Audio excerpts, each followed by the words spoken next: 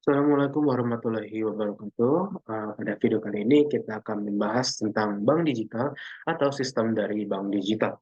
Seperti biasa perlu kita ketahui terlebih dahulu apa sih definisi dari bank digital. Bank digital adalah bank yang menyediakan dan melakukan aktivitas bisnisnya melalui saluran elektronik. Bank digital melakukan suatu organisasi berbadan hukum Indonesia atau BHI yang dapat menjalankan kegiatan usahanya tanpa kantor fisik selain kantor pusat atau hanya menggunakan kantor fisik berbatas. Perbankan digital selain merupakan bank baru juga bisa merupakan bank lama yang melakukan transformasi menjadi bank digital. Sebenarnya apa saja sih layanan yang bisa diberikan oleh bank digital? Yang pertama yaitu ada proses administrasi rekening. Ini mencakup dalam pembukaan rekening bank digital. Proses pembukaan dan penutupan buku rekening dapat dilakukan sepenuhnya secara daring atau online melalui platform resmi bank. Kemudian yang kedua yaitu transaksi online atau bisa dikatakan transaksi dengan mudah bisa kita lakukan secara online. Perbankan digital menerapkan prinsip self-service sehingga nasabah dapat melakukan transaksi terkait aktivitas finansial mereka tanpa kehadiran teller atau customer service. Kemudian layanan yang ketiga yaitu pengelolaan keuangan. Jika menggunakan bank digital adalah adanya pengelolaan pos keuangan di mana nasabah akan diberikan rekomendasi atas lokasi pengeluaran yang nasabah miliki. Fitur ini dapat disesuaikan dengan kebutuhan yang dimiliki oleh nasabah. Kemudian yang keempat yaitu ada pelayanan produk keuangan. Layanan bank digital juga memberikan kesempatan nasabah untuk menikmati produk perbankan pada umumnya. Produk bank digital yang dapat nasabah nikmati diantaranya yaitu tabungan, deposito, pinjaman atau kredit, asuransi, investasi, serta transaksi e-commerce. Kemudian apa saja sih keuntungan dari menggunakan bank digital? Yang pertama yaitu kemudahan dan kecepatan transaksi. Salah satu keuntungan atau manfaat dari penggunaan bank digital adalah kemudahan transaksi yang dapat dilakukan oleh nasabah. Nasabah biasanya dapat melakukan transaksi finansial hanya dengan berhadapan dengan layar device atau jaringan internet saja. Kemudian yang kedua yaitu tingkat keamanan yang dimiliki semakin berkembang. Nasabah seringkali tidak hanya perlu memasukkan nomor personal identification number atau PIN, tapi nasabah juga perlu untuk memasukkan informasi sidik jari maupun kode one time password atau OTP ketika melakukan proses login atau transaksi digital. Kemudian yang ketiga yaitu ada efisiensi waktu. Selain kemudahan akses, bank digital juga menawarkan efisiensi waktu bagi nasabahnya. Nasabah tidak perlu datang langsung ke bank untuk melakukan transaksi, bahkan untuk proses krusial seperti membuka rekening, nasabah maupun calon nasabah tinggal melakukan akses pada platform resmi bank digital untuk bertransaksi. Nah, itu saja untuk pembahasan mengenai sedikit dari materi sistem perbankan digital. Selanjutnya kita akan menganalisis salah satu platform bank digital yang terdapat di Indonesia. Sekarang kita langsung membahas dari bank digital itu sendiri. Di sini kita mengambil si bank sebagai salah satu contoh dari bank digital yang ada di Indonesia. Nah, di sini saya sudah memiliki akun dari bank digital itu sendiri. Dan nama akun, nomor akunnya, di sini jumlah saldo yang dimiliki serta bunga yang biasa ditawarkan oleh dari bank digital yang ada di Indonesia. Ini kalau untuk si bank sebanyak 3,75%. Kemudian di bawahnya itu ada beberapa fitur-fitur yang ditawarkan, itu transfer, bills and top up, e-wallet top up, transaction history, time deposit, referral, pinjam by Shopee, sama add balance. Dilanjut di bawahnya lagi itu ada ya seperti promo ataupun informasi yang diberikan oleh si bank kepada penggunanya. Ini contoh kayak ada diskon dan cashback dari top up pulsa. Terus ada cashback 100.000 untuk pengguna baru QRIS, kode referral dan sebagainya ya. Kemudian dilanjut lagi dari transaction history-nya, ini menampilkan dari apa saja yang sudah kita keluarkan. Mungkin untuk recent transfer ini dari mana saja, kemana saja kita setelah melakukan transfer seperti itu. Itu kita lanjut membahas fitur-fiturnya. Yang terpenting kita membahas UI dari untuk dari si bank cukup biasa saja, tidak terlihat yang sangat bagus atau apa, namun menurut saya ini sangat nyaman digunakan karena salah satu yang paling saya ungguli dalam UI suatu aplikasi yaitu fitur apa saja yang ditawarkan serta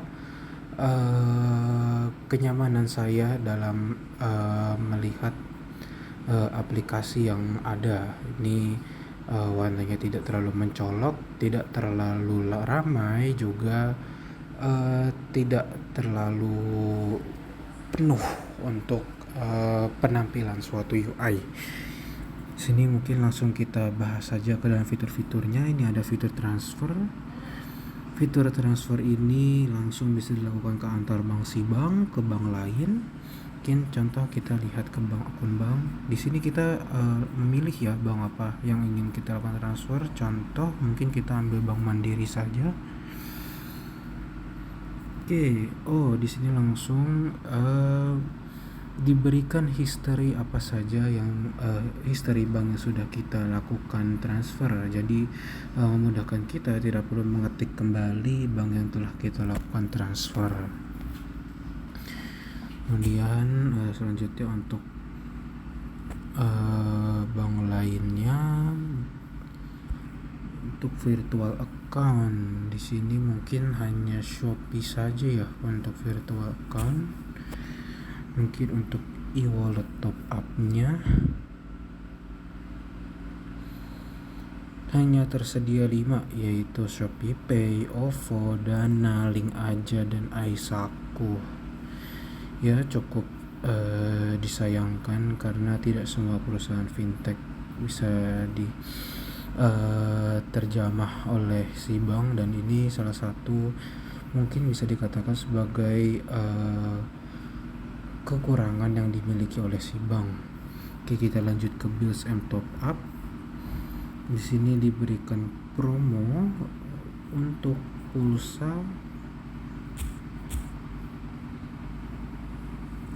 dan untuk data.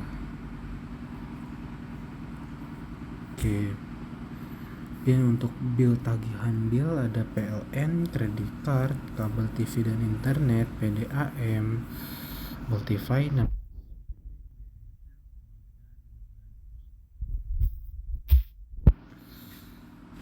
Oke, mungkin di antara recent dan favorit ini, pada favorit ini yang kita bintangi ya seperti ini.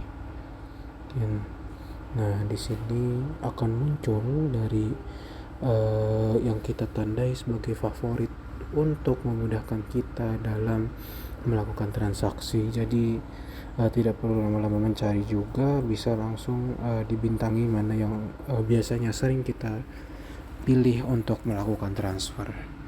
Mungkin itu untuk bank, untuk e-wallet, untuk top up dan bill. Dan ternyata GoPay juga termasuk ke dalam e-wallet yang bisa dilakukan top up.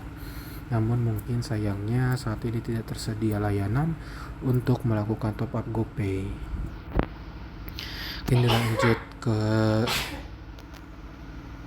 time deposit. Pada time deposit mungkin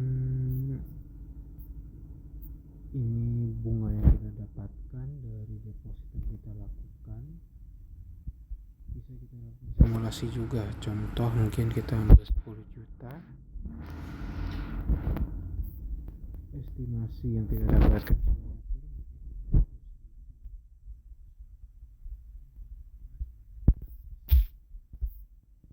di sini juga deposit selama 1 bulan mendapatkan 5%, 35,5% dimulai dari 1 juta. Di bank sendiri ini berisi tentang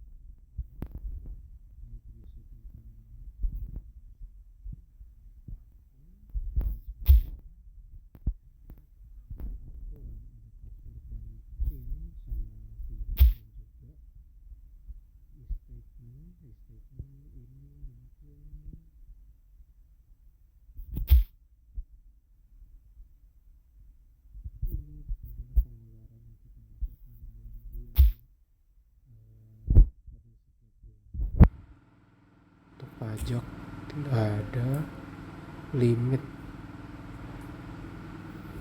Oh, ini limit yang diberikan kepada kita. BI Fast, kode refer, web center, chat with Cbank dan sebagainya. Di sini kita juga bisa logout untuk melakukan penggantian akun pada